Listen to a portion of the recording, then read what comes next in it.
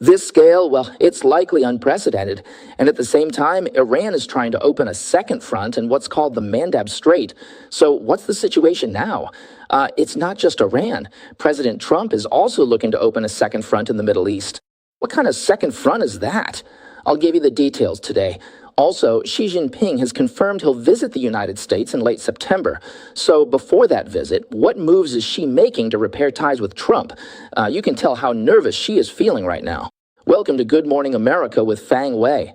Hello to our YouTube viewers and our listeners on Sound of Hope Silicon Valley FM 96.1. All right, let's get straight to the point. Let's talk about the latest situation in the Middle East. U.S. Central Command stated that the U.S. military, as of 9 o'clock last night, completed its 13th consecutive night of strikes against Iranian military targets. These U.S. military strikes usually begin at 5 p.m. Eastern Time and end at 9 o'clock, lasting 4 hours. We know that's Eastern Time, right? In Iran time, that's from 12:30 at night until 4:30 in the morning. In other words, the bombing happens in the dead of night in Iran. It's been 13 straight nights now. And this 13th airstrike is the largest one since the war resumed. So now it's hit 2 Iranian military command centers, 3 drone and missile storage sites, 8 communication networks, 3 coastal surveillance systems, 1 radar, and 30 what they call maritime assets. What are maritime assets? Just ships at sea. And supposedly, there are rumors that the commander of Iran's Quds force, named Connie, has been hit, and over 20 officers. All these officers were killed. This is still being verified. Also, U.S. B-1B strategic bombers are currently being used to attack multiple deeply buried underground missile and military facilities. This is already happening. Additionally, President Trump said on Thursday that he will soon decide whether to launch another, quote, larger-scale attack on Iran. If this happens, the scale will exceed all previous strikes since the conflict began. Currently, aerial tankers are being deployed to the Middle East, as you can see, flying from the United Kingdom to the Middle East, eventually landing in Israel or across from Iran at the airbase in Qatar. So that's the current situation. And President Trump said Israel could jump into the fray at any moment. He said, "I'll give Israel 2 minutes and they'll be in the war." Okay, well, but President Trump said this decision for a larger scale strike would cause severe destruction. So he hasn't made a final decision yet. Meanwhile, Secretary of State Rubio stated that Trump's current policy toward Iran is a head for an eye.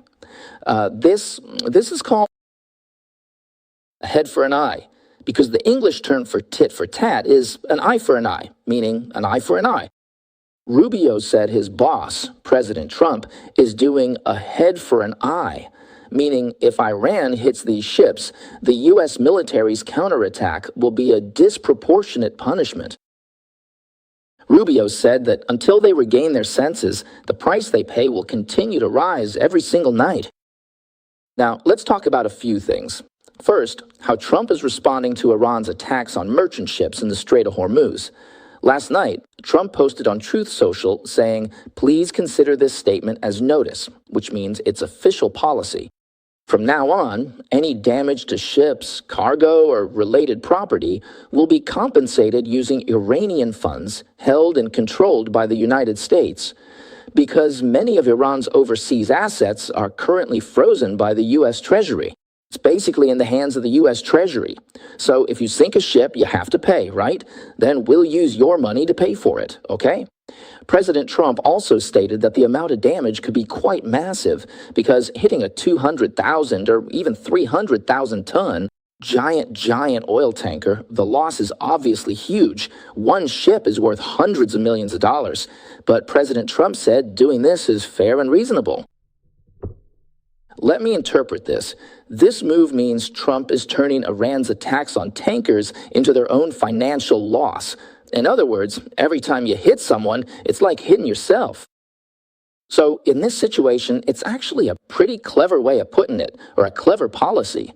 A normal person would hesitate, or a normal government would hesitate, but I'll say right here, Iran won't. Why? Well, we'll talk about that later.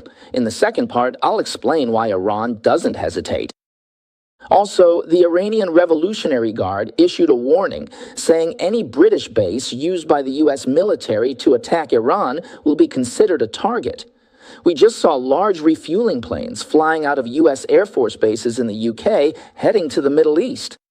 So Iran is threatening the UK government, saying, you're basically entering the war. Now, the UK just got a new prime minister, and this new prime minister clearly stated that the British armed forces are fully prepared for defense against any attack, whether at home or from overseas. And Israel warned back in March that Iran actually possesses missiles with a range of up to 4,000 kilometers, which theoretically could hit the UK and most countries in mainland Europe. However, military experts still have doubts about the accuracy of these Iranian missiles. They can launch them, but who knows how accurate they'll be in the end. But regardless, the UK, France, and Germany have now all evacuated their embassy staff from Iran. Because the tension continues to escalate, they're already preparing for the worst-case scenario. Now, let's talk about the situation in the Bab el-Mandeb Strait. This is the second front that Iran has always wanted to open, because the Houthi rebels, entrenched in the northeast of the Bab el-Mandeb Strait, have already hit 2 Saudi oil tankers. As a result, Brent crude oil prices jumped 6% yesterday, Thursday, and have already risen above $100. This is the highest level since May. So, what will happen next? Well, here's my commentary. If the Houthi rebels truly block the Bab el-Mandeb Strait, there will definitely be a war against them. Because, you see, if it's blocked, oil destined for Asia can't get through. So it must go through the Mediterranean, then around the southern tip of Africa, and from there across the entire Indian Ocean to reach Asia. Consequently, the shipping costs for Asian crude oil will rise significantly. So even if you get the oil to the Mediterranean, it's useless, right? Because if you go through the Suez Canal and further down, you can't pass the Bab el-Mandeb Strait. Therefore, the voyage for oil to Asia will increase from 19 days to 48 days. Okay, so that's an increase of 170%, and the fuel costs will rise from $1.26 million to $2.87 million. Then add the Suez Canal transit fee of another $1 million. In short, the net increase in shipping costs alone is $2.6 million. That's an increase of over 200% in shipping costs. Ultimately, this translates to an oil price hike of $1.30 per barrel. And that's not even counting the opportunity cost of the extra time from 19 to 48 days. It's not just opportunity cost. The opportunity loss is surely millions of dollars. So, if this happens, the Bab el-Mandeb Strait must be retaken. Who would want to retake it? One is Saudi Arabia, which is to the north and borders Yemen. Another is Yemen itself. It's to the east. And where is the U.S.? The U.S. is to the south, over by Somalia and Somaliland. So these 3 countries all want to eliminate the Houthi rebels. This is why the Houthis have been very afraid, or rather very hesitant, and haven't dared to strike. Because they fear it would lead to their own destruction. So why did they strike this time? Well, the reports are that Iran sent Revolutionary Guard members directly on civilian flights, sneaking them in. It said there were 10 to 21 members on board, including several senior commanders. Sources even say the flight carried gold to the Houthis. It's like bribing the Houthis to open fire. Under these circumstances, the Houthis attacked 2 ships, though those claims might be exaggerated. Specifically, the Houthis claim to have hit 2 Saudi ships, the Amjad and the Blue Lagoon. However, the Saudi General Transport Authority confirmed only one was hit, the Amjad. They didn't mention the other one. If they didn't say it, it might not have been hit. So it's possible the Houthis are just posturing and misreporting their successes to their masters. Rubio was blunt. The Secretary of State warned that the Houthis should wake up and realize they shouldn't be dragged into this conflict. Otherwise, it could lead to their downfall. All right, so that's the situation. Now, who's more vulnerable, the Houthis or Iran?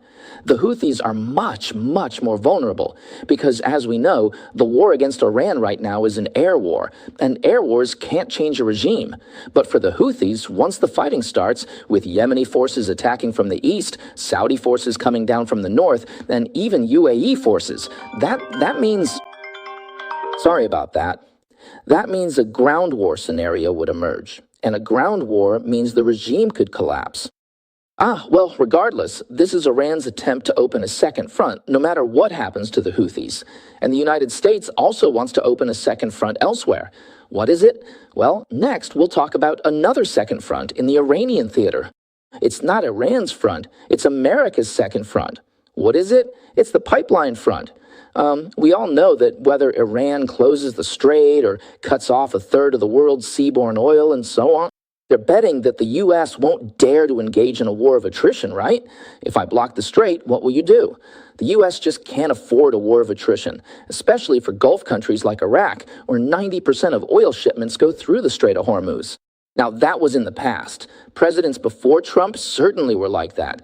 The U.S. really couldn't afford a war of attrition with Iran, but with Trump, it's different. I don't know how you all see him, but he looks at the long term. He doesn't sweat the political wins and losses. Even though he considers the midterms, if the long-term interest of the U.S. outweighs them, he can ignore the midterms. This is what everyone's seeing now. The midterms are right here, but Trump is still pushing forward. He can see things through to the end, all the way. So while the strait is being blocked, it's not just the U.S., not just President Trump. The Gulf nations are also automatically opening a second front, which is the pipeline front. What does that mean? Look at this map. This map doesn't have that on it. No, it's not the map from my show. Okay, well, let's just talk about it then. It's a map with several lines. First, for Iraqi crude oil, it's that top line there, the one that goes across and then curves around. So that pushes Iraqi crude oil to a Turkish port called Ceyhan Port. This pipeline can deliver 1,600,000 barrels a day, okay? And then below that is labeled number 1.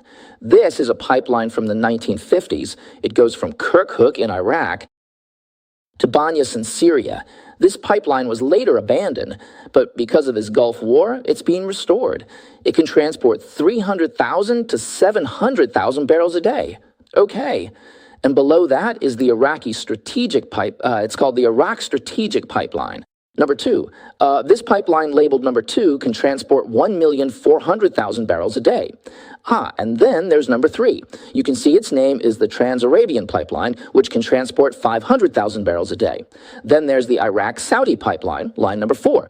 Including this one labeled number 4, it can transport 1,700,000 barrels a day. Another one is Saudi Arabia's East-West Pipeline, which spans the entire Arabian Peninsula, reaching the port of Yanbu on the Red Sea. Then it's loaded onto ships heading north through the Suez Canal or south through the Bab el-Mandeb Strait. This is pipeline number 5. It carries 7 million barrels a day. And then there's the one on the Gulf side, on the far right, called the Abu Dhabi Pipeline. It's located just south of the Strait of Hormuz, so it doesn't go through the strait. It uses that pipeline to transport 1,500,000 barrels a day. Okay, now, of course, you can't just add them all up, because some of these pipelines merge. They're connected in series, not in parallel. But regardless, currently, nearly 12 million barrels a day can be shipped out without passing through the Strait of Hormuz. That accounts for 60% of the oil production from the Gulf countries, and it's estimated that by 2028, in about a year and a half, 100% could bypass the Strait of Hormuz. In other words, this war is forcing an economic response, or a response from various nations. If you can't go one way, you go another, right? In the end, the Strait of Hormuz will become obsolete.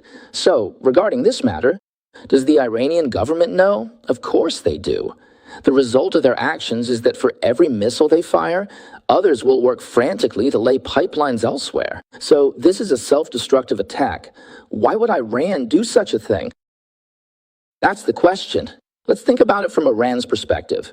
They're going head to head with the U.S. Never mind whether the U.S. can destroy them or change their regime. The future they're creating is one where no one ships oil through the Strait of Hormuz anymore.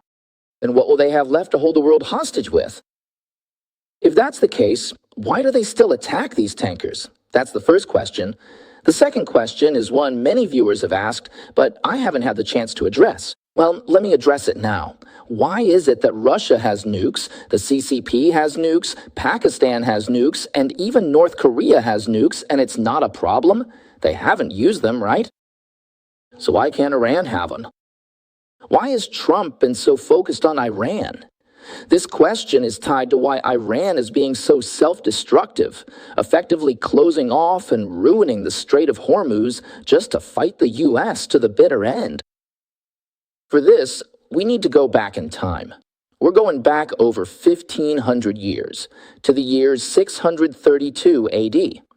This is the history of Shia Islam. It leads to the decisions they make today. In the year 632, the Islamic prophet Muhammad passed away.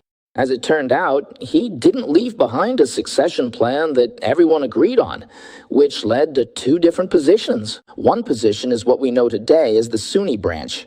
Sunnis believe that the Muslim community can choose their leaders through consensus. And so they accepted Abu Bakr at the time, electing him as the caliph. A caliph is essentially the king of the Islamic State. At that time, the Shia believed that Muhammad had already designated his cousin and his son-in-law, Ali, to inherit this leadership. This power, they felt, should remain within Muhammad's family. The word Shia itself actually means supporters of Ali. Now, the largest sect within the Shia is called the Twelvers. They believe Ali was not just a political successor, but also the first imam with special religious authority. What is an imam? In English, it's spelled I-M-A-M. An imam refers to the person who stands in front and leads everyone in prayer. That's an imam. So, in the language of the Sunnis, the word imam simply means a leader of prayer, or a religious scholar. But in Twelver Shia theology, the term imam holds a very special status as a religious leader. It means they are appointed by Allah, not elected by people. They're the heirs to Muhammad's religious knowledge, capable of correctly interpreting the Quran and Islamic law. They're divinely protected in their religious judgments and won't make fundamental errors. That's the kind of person they are. Like a demigod, you know? And the lineage recognized by this sect consists of 12 people, starting from Ali. How was it passed down? Basically, from father to son. So, for these 12 imams, when the father died, the son took over. When the son died, the grandson took over. There were a few exceptions where it went to a brother, but generally, it was like a dynasty, passing from father to son. Then, in 874 AD, the 11th Imam, al-Askari, passed away. After his death, today's Twelvers believe he had a young son named Mahdi, who was to become the 12th Imam. But because the Abbasid dynasty was persecuting the Imam's family at the time, the child was hidden away. And how long was he hidden? For 67 years. This period is known as the Minor Occultation. During those 67 years, he maintained contact with his followers through 4 deputies, conveying his instructions. He wouldn't appear in public, but stayed in touch through them. Over time, these deputies had to be replaced and succeeded. Eventually, after 67 years, in 941 AD, when the 4th deputy died, he didn't appoint a successor. From that day on, it entered the major occultation. So the Twelver sect believes that child, the Mahdi, is still alive today. When the world is filled with oppression, war, and injustice, this Imam named Mahdi, who is at least 1,152 years old now, will reappear. As you see it, their prophet appears, leading Muslims to overthrow tyranny, restoring the true Islamic order, and preparing for the end times and the final judgment. What does that mean? It means that this hidden imam is an apocalyptic savior. So this is the source of this Shia Iranian, the Shia apocalyptic belief, because from this story, from this period of history, they've deduced this conclusion. There must be tyranny, war, and crisis for their apocalyptic savior to appear. This is the source of this doomsday belief. It means that we have a savior behind us, and that is the true hope. So today, we fight desperately against Israel, against the United States, even to the point of mutual destruction, using nuclear bombs to plunge the world into war. That doesn't matter, because in that situation, our apocalyptic savior, well, will emerge from the war and then save the whole world. So he essentially wants to use war and destruction to bring out his so-called 12th Imam, who has been hidden in the mountains for 1,150 years? Or call him out, summon him, whatever you want to call it. That's the idea. Of course, not all Shiites think this way, but the ruling Twelver sect in Iran today, that's their mindset. So because of this history, he not only dares to use nuclear bombs, he even wants to use them to make the world irredeemable, because only then do they believe their savior might appear. So that's the line of thinking. Think about it. What's the difference between this and North Korea's Kim Jong-un? Since the year 2000, Kim Jong-un has been amending the constitution, removing communism, recently removing socialism, and even the goal of North-South unification. He's completely retracting. What he wants to build is a Kim dynasty, and a Kim dynasty for half of Korea, hoping it can last for generations. Next, he'll pass it to his 13 or 14-year-old, no one knows for sure, his Kim Ju-ae, his young daughter, a young daughter. He doesn't want North Korea destroyed, nor does he want the world destroyed, right? He just wants his little dynasty to stay there, entrenched there, and to be passed down for thousands of generations. So the CCP's Xi Jinping and Cuba's Castro aren't even that crazy. So Iran is indeed an outlier. To put it bluntly, if a regime is seeking its own death, what do? What is there to negotiate with them? That's the first point. The second point is, besides preventing them from having nuclear bombs, what other recourse do you have? So this is the kind of regime President Trump is facing. It's truly a very difficult situation to handle. That's why Trump has always said they must never be allowed to have nuclear bombs, because if they have them, they will use them. Kim Jong-un, he might not necessarily use them, or rather, he won't. But Iran will use them. So instead of waiting for them to strike one day, which would destroy Israel and kill hundreds of thousands at least, or millions at most, are you going to deal with it then? This is the logic and the motivation behind Trump's approach to the Middle East conflict. But we also know this is a regime that's just asking for its own demise. So what can we do, right? So dealing with it is indeed very, very troublesome. All right, well, let me ask everyone here. What do you think? Now, Trump is saying this. He says he's already prepared, that he has enough troops and ammunition in hand, and it's just a matter of him deciding whether to start the fight, just waiting for that moment. Do you think President Trump will, within the next 2 or 3 days, actually start the fight? And starting the fight won't be some ordinary 14th bombing. It'll be a full-scale show of force, with even Israel joining the fray. How likely is that? Everyone, let's make our own guess, or judgment, shall we? Okay, next I'll tell you about the situation with Trump's tariffs on 60 countries.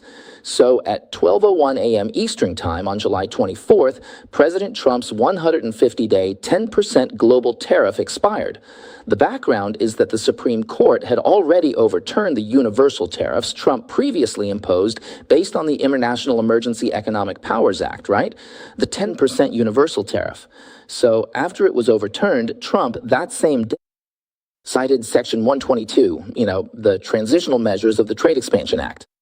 He used 150 days to impose a 10% tariff globally. In other words, within those 150 days, Trump had to find a new answer. And the result? It expired early this morning, and Trump was prepared long ago, right? And what was his new answer? It's Section 301. So yesterday, the Office of the U.S. Trade Representative stated that Trade Representative Greer, acting on President Trump's orders regarding the 60 countries that have failed to implement and effectively enforce import bans on goods produced by forced labor, should invoke Section 301 to take final action and begin imposing tariffs of 10 to 12.5% on imported goods from 60 major economies, including China, Hong Kong, and Taiwan. This also includes 10 trading partners like Mexico, the UK, Canada, Taiwan, and India, which are mostly allies, but they'll be charged slightly less, a 10% tariff, because these countries are deemed to have already taken steps to restrict forced labor. But products from dozens of other countries and regions under investigation will face a 12.5% tariff, including mainland China and Hong Kong. Right. So this situation, it's about slave labor, what they call slave labor products. So Greer said in a statement that the U.S. has had import bans on forced labor products for nearly a century and is strictly enforcing this ban. And our trading partners should do the same. And of course, that's Trump. So next, like I said, he'll definitely have a way to handle this situation. But whether it's the replacement of the entire tariff or the new approach, what exactly is going on? How will it be handled next? 10% and 12.5% aren't what he originally negotiated for the universal tariffs, right? Back then, Japan, South Korea, and Taiwan were all at 15%, and for China, it was 35%. So what happens next? He's definitely still at it. He still has a plan. It'll keep coming out, but the essence of this, is the end of the era of globalization. So in the era of globalization, the whole world was seen as a single market, and trade success was seen as the ultimate goal of overall international policy. And operational efficiency was hailed as the highest, the ultimate goal. That is, finding the place with the lowest cost to produce, and finally achieving the highest, profit. So the supply chain was treated as a non-political issue. The supply chain could be anywhere, one world, one family. The result was the hollowing out of America's industrial capacity, moving away to manufacturing, all moving to low-cost places. Now it has already spread from the United States to Europe, We all know that Volkswagen just laid off, it's going to be 100,000 people. So then the strategic dependence on the CCP deepened. The CCP's manufacturing accounts for more than 1/3 of the world. And the CCP is increasingly turning the economic leverage in its hands into geopolitical power to blackmail the West. So in the Trump era, this era of globalization is ending, not gradually, but decisively. U.S. Trade Representative Greer, he reiterated a point that the purpose of trade policy is not at the lowest price, to import the most goods, but to shape where production happens and how production happens. What does that mean? It means where it's made is very critical, This thing actually is what do you call it? Is it called regression? Degeneration? No, it's a return to America's founding principles, In 1791, the then U.S., what was it called? Right. The U.S. Treasury Secretary, Alexander Hamilton, advocated. He wrote a report called the Report on Manufacturers. He said that political sovereignty requires economic independence.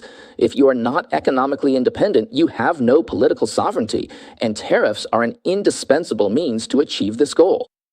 At that time, the Speaker of the House, and later the Secretary of State for President Quincy Adams, named Henry Clay. At that time, he designed something called the American System, the rules of the American System. This was a piece of legislation from Congress, Turning Hamilton's insight into policy, using protective tariffs to support domestic industries, and tightly linking the national economy into a whole.